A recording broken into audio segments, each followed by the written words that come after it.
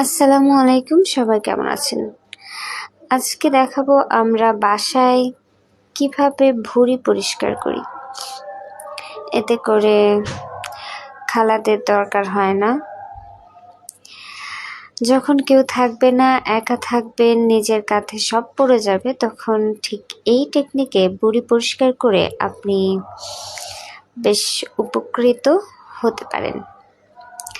প্রথমে গরম পানি করে নেবেন, তারপর অল্প অল্প পানি আর একটা ভুঁড়ির টুকরো বিছাবেন আর সাথে সাথে উঠিয়ে নেবেন যেন সিদ্ধ না হয়। তারপর চামিচ দিয়ে আস্তে আস্তে আস্তে আস্তে ঠিক এইভাবে পরিষ্কার করে নেবেন। এতে করে খুব সুন্দর পরিষ্কার হয়। আমাদের বাসার ভুঁড়ি এমনি করেই আমরা পরিষ্কার করি। আমার ঠান্ডা লাগছে, হয়তো বা কথা অনেকে আছেন যে বুঝতে পারবেন না, তবে ভিডিও দেখে তারপরে বুঝতে পারবেন। আমার ভিডিও যদি ভালো লাগে, আপনাদের যদি উপকারে আসে, তবে শেয়ার করে দেবেন। আমি ভাবলাম যে ভুঁড়ি নিয়ে অনেকেই ঝামেলা,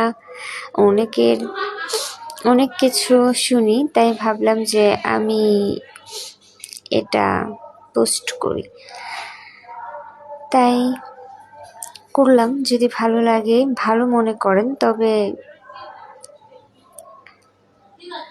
শেয়ার করে দেবেন। আর যদি আপনাদের কাছে উপকার হয় আর কি, কমেন্টে জানাতে পারেন। আপনারা কি ঠিক এইভাবে পরিষ্কার করেন নাকি খালাদের কাছে পাঠিয়ে দেন? ধন্যবাদ সবাইকে।